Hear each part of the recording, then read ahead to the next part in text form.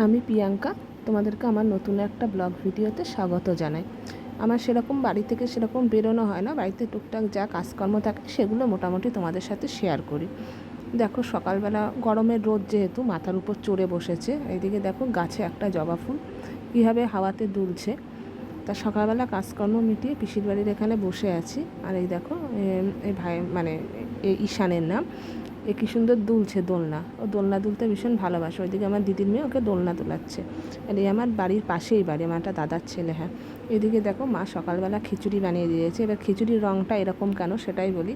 খিচুড়িতে সেরকম কোনো মশলাই দেয়া নেই, একটু জিরে ফোড়ন আর সামান্য তেল দিয়ে খিচুড়িটা বানিয়ে দিয়েছে। আর খিচুড়িটা ঠান্ডা হতে দিয়েছে, তার কারণ হচ্ছে আমি তোমাদেরকে আগেই বললাম যে সেদিনকে আমি ফুচকা খেতে পারিনি, দাঁত এক্সরে করে এসে দাঁতটা তুলতে হয়েছে আমাকে।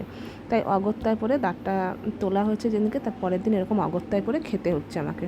আমি সকালবেলা স্নান টান করে নিয়েছি আর এইভাবে খিচুড়ি খাচ্ছি। দাঁতে যেহেতু দাঁতটা তোলা হয়েছে যন্ত্রণা, তাই দেখো এক সাইডে কাত হয়ে এবং খিচুড়িটা খেতে হচ্ছে অগত্যায় পরে। দাঁতটা আগের দিন তুলে এসেছি, কালকে তুলেছি আর আজকে এরকম খিচুড়ি খাচ্ছি। আগের দিন ধরো 12টা নাগাদ তুলেছি, তাই ডাক্তার বলেছে একটু ঠান্ডা ঠান্ডা খেতে। এদিকে আইসক্রিম খেয়েছি, তার মধ্যে ঠান্ডাও লেগেছে, তার মধ্যে এটা খাওয়া পড়লো। আর দুপুরে এমনি মাদের লাঞ্চ মেনু কী হয়েছে দেখো, আমাদের বাড়িতে মা বাবা, আমি তো খেতে পাচ্ছি না, বেগুন ভাজা হয়েছে, উচ্ছে আলু ভাজা আর সর্ষে পোস্ত দিয়ে সজনের ডাঁটা হয়েছে। এটা আমার ভীষণ প্রিয়, কিন্তু আমি যাই হোক দাঁত যেহেতু তুলেছি সেহেতু খেতে পারিনি।